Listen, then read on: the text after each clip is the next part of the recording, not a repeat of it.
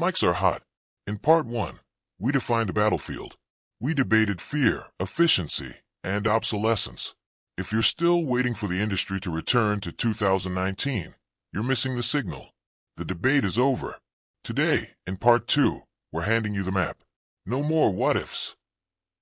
We're looking at the exact, step-by-step transition from compliance processor to strategic architect. Roxy, Finn, let's stop talking about the change and start building the practice. Right. Let's get tactical. If you're a firm owner or a preparer, your Monday morning just changed. You're no longer managing paper. You're managing an AI orchestration pipeline. Whoa, hold on, Finn. Stop right there. That sounds like a buzzword from a Silicon Valley boardroom. In plain English, for the person sitting at their desk, what does that actually mean? Fair point. It just means you're the conductor of an automated workflow. Think of it this way. Instead of you manually dragging files from an email into a folder and then typing numbers into a spreadsheet, you've set up a relay race. The AI grabs the document, reads the data, and puts it in the right place. Your only job is to stand at the finish line and make sure it didn't trip over its own shoelaces. Exactly.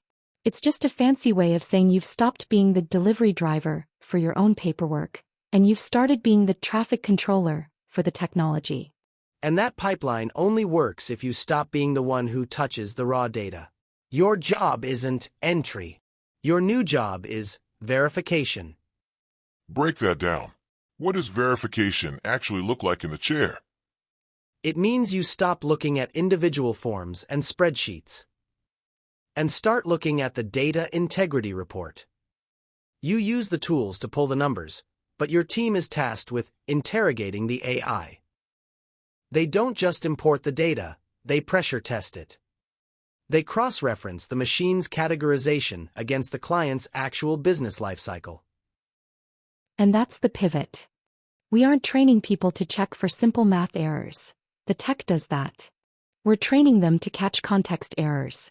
That's where the human value is.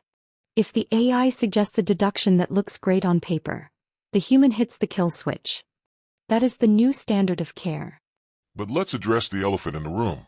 Some of you listening are the people using that $49 app. And honestly, it works until it doesn't. Finn, speak to the listener who's currently sitting there using the automated tools, but feeling like they're flying blind. Look, if you're using the app, you've taken the first step. You realize that manual entry is a dinosaur. But here's the truth. The app is a rear-view mirror. It's great at telling you where you were last year. It has zero capability to tell you where you're going next year. Exactly. The app is just a tool. It gets you from point A to point B like a bus. But the app doesn't care about your destination. If your business is growing, that $49 app isn't going to raise its hand and warn you about a cliff edge. And let's be real about math. That $49 price tag is just the entry fee. The second you have a complex Schedule C, the app starts nickel-and-diming you with premium upcharges. By the time you're finished, you haven't saved nearly as much as you thought. You're app efficient, but you're strategically bankrupt. You're paying for a base filing, but you're missing the comprehensive planning. And when the audit notice comes, the app doesn't go to court with you. If you're building a future, you need a human who understands the context of your life, not just the logic of an algorithm. That hits a nerve. Let's jump into the mailbag. We've got a CPA who's dealing with this exact blowback.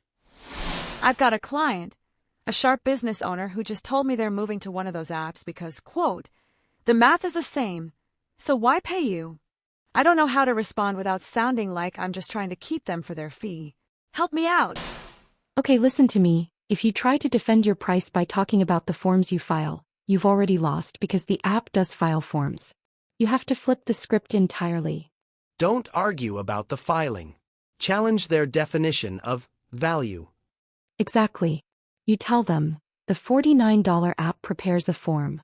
I will prepare your future. That app doesn't know you're planning to buy a new property, it doesn't know your cash flow is tightening, and it certainly won't call you when the law changes next month. I don't charge for the filing, that's just a utility. You pay me to be the strategic guardrail that ensures that when you make a move, you aren't leaving money on the table. Do you want a calculator or do you want a partner? And if they say they just want a calculator, you let them go. That's the hardest part of the pivot. You have to fire the clients who only want a commodity, so you have the capacity to serve the ones who actually want a strategist. That's a hell of a shift.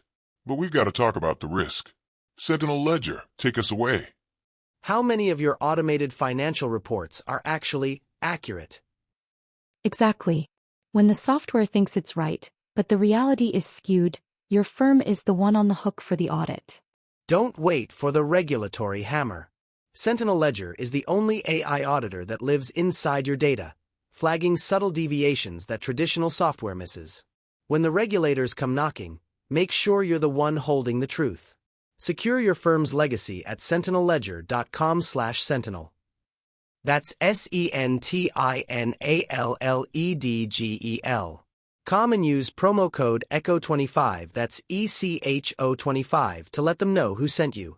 Please note, these services are fictional, created for demonstration. Stay skeptical, stay human. Sentinel Ledger brought us into the details. This CPA isn't just seeing a drop in volume. They're seeing a change in client psychology. They're asking, why am I paying your fee when the app does it? And there it is, the commodity trap. You've spent years building a practice on accuracy, but now accuracy is the baseline. It's no longer the product. It's a brutal transition.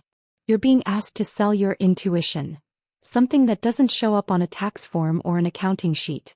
But if you don't make that pivot, you're not just going to lose the client. You're going to lose your relevance.